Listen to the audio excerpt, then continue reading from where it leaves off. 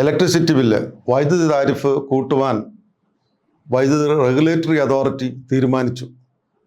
വൈദ്യുതി regulatory authority എന്ന് പറഞ്ഞ ഒരു സംവിധാനം ഉണ്ടാക്കി വച്ചിരിക്കുന്നത് തന്നെ CIT-കാരന്, KSEB-യിലുള്ള ഇലക്ട്രിസിറ്റി ബോർഡിലുള്ള CIT-കാരനെ വളർത്തുവാൻ വേണ്ടി എന്നുള്ളത് വർഷങ്ങളായിട്ടുള്ളൊരു ആക്ഷേപമല്ല, അതാണ് വസ്തുത. ആ രീതിയിൽ നോക്കുമ്പോൾ ഇപ്പോൾ 34 പൈസ യൂണിറ്റിന് കൂട്ടുവാൻ വേണ്ടി റെഗുലേറ്ററി അതോറിറ്റി CIT-കാരൻ കൊടുത്ത പ്രപ്പോസലുകൾ അംഗീകരിച്ചുകൊണ്ട് റെഗുലേറ്ററി അതോറിറ്റി അതിൻ്റെ സർക്കാരിൻ്റെ മുന്നിലേക്ക് സമർപ്പിക്കുന്നു എന്ന് പറയുന്നു.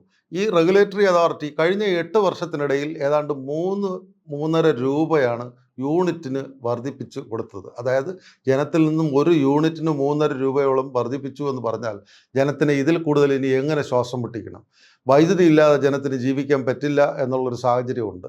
ജനം ഏത് രീതിയിൽ പ്രതികരിക്കും? ജനങ്ങൾക്ക് ആർക്കും പ്രതികരണശേഷിയില്ല. പ്രതിപക്ഷമൊന്നും ഇതിനകത്ത് യാതൊരു വിധത്തിലുള്ള ഒരു പ്രതികരണവും പറയുന്നില്ല, അല്ലെങ്കിൽ പ്രക്ഷോഭം നടത്തുന്നില്ല.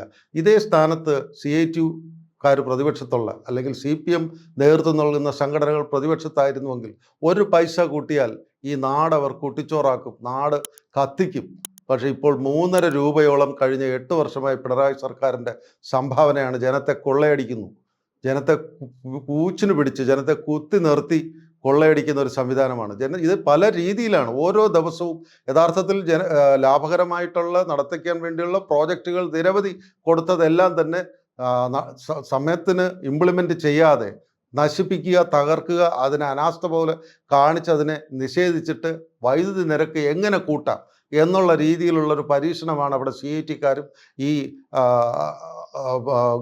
റെഗുലേറ്ററി അതോറിറ്റിയും തമ്മിലുള്ള ഒരു നെക്സസിങ് ആണ്. ഒരു അവിശുദ്ധ കൂട്ടുകെട്ടിൻ്റെ പുറത്താണ് ഇത് പൊയ്ക്കൊണ്ടിരിക്കുന്നത്. നമുക്കറിയാം, CIT-കാരുടെ മാത്രം സംഘടനയാണ്, അംഗീകൃത സംഘടനയായിട്ടാണ് അവിടെ റെഫറൻഡം നടത്തി ഇപ്പോൾ പ്രവർത്തിക്കുന്നത് KSEB.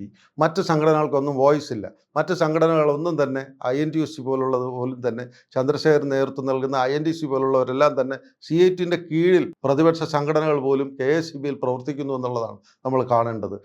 ഇപ്പോൾ 34 പൈസ ഇനിയിപ്പോൾ സർക്കാരിൻ്റെ മുന്നിലേക്ക് റെഗുലേറ്ററി അതോറിറ്റിയുടെ റെക്കമെൻഡേഷൻ വെച്ച് കൊടുക്കുന്നു എന്ന് പറയുന്നു. ഇത് 25 പൈസയെങ്കിലും കൂട്ടുമെന്നാണ് പറഞ്ഞു കേൾക്കുന്നത്. ഈ രീതിയിൽ കൊള്ളയടിക്കാൻ തുടങ്ങിയിട്ട് 8 വർഷമായി യാതൊരു വിധത്തിലുള്ള പ്രതികരണവും ജനത്തിൽ നിന്നും, പൊതുസമൂഹത്തിൽ നിന്നും ഉണ്ടാകുന്നില്ല, പ്രതിപക്ഷത്തു നിന്നും ഉണ്ടാകുന്നില്ല എന്നുള്ളതാണ് നമ്മൾ കാണേണ്ടത്. നമുക്ക് മറ്റ് വകുപ്പുകളുടെ കാര്യങ്ങളെല്ലാം നമുക്കറിയാം. സിവിൽ സപ്ലൈസിലെ കാര്യമാണെങ്കിലും, കൃഷി വകുപ്പിൻ്റെ കാര്യമാണെന്നുണ്ടെങ്കിലും, അങ്ങനെ എല്ലാ മേഖലയിലും ജനത്തെ കൊള്ളയടിക്കുക, ജനത്തെ ദുരിതത്തിലേക്ക് തള്ളിവിടുക, ജനത്തിന് ബാധ്യതകൾ അടിച്ചേൽപ്പിക്കുക, ജനത്തിൻ്റെ ജീവിതം ദുസ്സഹമാക്കുക എന്നുള്ള എല്ലാ സംവിധാനങ്ങൾക്കും ഇടയിൽ ഇപ്പോഴും വളരെ വളരെ നീചമായ ഒരു രീതിയിലാണ് 34 പൈസയ്ക്ക് വീണ്ടും റെഗുലേറ്ററി അതോറിറ്റി CIT-കാരന് ശമ്പളം കൂട്ടി കൊടുക്കുവാൻ. നമുക്കറിയാം, CIT-കാരൻ്റെ അതിനകത്തുള്ള സംഘടനയിൽ, KSEB-യിലുള്ള സംഘടനയിലെല്ലാം തന്നെ CIT-കാരാണെന്ന് പറയുമ്പോൾ അതിലുപരി നമ്മൾ മനസ്സിലാക്കേണ്ടത് ഒരു പ്രസിഡന്റ് ഓഫ് ഇന്ത്യക്ക് ഇല്ലാത്ത ശമ്പളമാണ് അവിടുത്തെ പ്യൂണിനും ക്ലാർക്കിനും അവിടുത്തെ ഡ്രൈവർക്കും വരെ കൊടുക്കുന്നത്.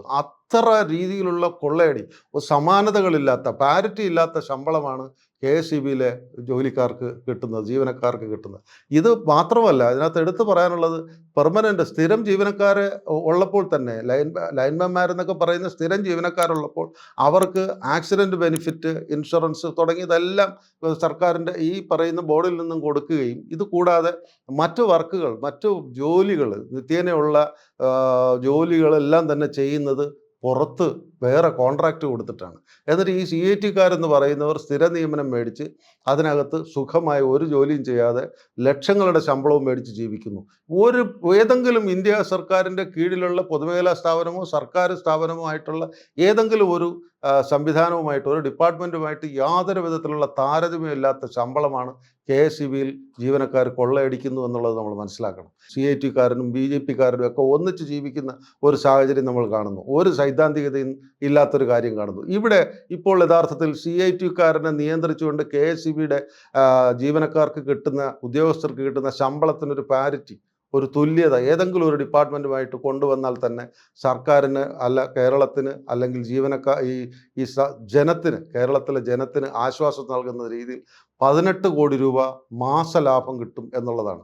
ക്ലാരിറ്റി കൊണ്ടുവരണം. ശമ്പളം ഏതെങ്കിലും ഒരു ഡിപ്പാർട്ട്മെൻറ്റ്, ഇന്ത്യയിലെ ഏതെങ്കിലും ഒരു പൊതുമേഖലാ സ്ഥാപനത്തിൻ്റെയോ ഏതെങ്കിലും ഒരു സ്ഥാപനത്തിൻ്റെയോ ജീവനക്കാർക്ക് ഉദ്യോഗസ്ഥർക്ക് കിട്ടുന്ന ശമ്പളത്തിന് തുല്യമായ ഒരു ശമ്പള സ്കെയിൽ ഇവർക്ക് ഫിക്സ് ചെയ്യാതെ പോയാൽ ഇതുപോലെ എല്ലാ ദിവസവും അവർക്ക് ശമ്പളം കൂട്ടുവാൻ വേണ്ടി, എല്ലാ മാസവും ശമ്പളം കൂട്ടുവാൻ വേണ്ടി താരിഫ് വർധനവ് ഇങ്ങനെ കൊണ്ടുപോയിക്കൊണ്ടിരിക്കുകയാണ്.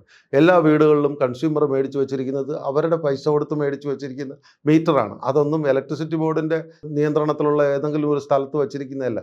അതാത് കൺസ്യൂമർ അവൻ്റെ വീട്ടിൽ വെച്ചിരിക്കുന്ന മീറ്ററിന് പോലും പൈസ ഈടാക്കുന്ന ഒരു സംവിധാനമാണ് ഇലക്ട്രിസിറ്റി ബോർഡ് ചെയ്യുക. അങ്ങനെ പല വിധത്തിൽ കൊള്ളയടിച്ചുകൊണ്ടിരിക്കുന്ന ഇലക്ട്രിസിറ്റി ബോർഡിനെ ആര് നിയന്ത്രിക്കും? ഇനിയും ജനങ്ങൾ ഇരുട്ടിലേക്കും കൂപ്പുകുത്തി കഷ്ടത്തിലേക്കും നഷ്ടത്തിലേക്കും പോകുന്ന ഒരു ഇലക്ട്രിസിറ്റി ബോർഡിനെ ആയിരിക്കും നമുക്ക് കാണാൻ കഴിയുക.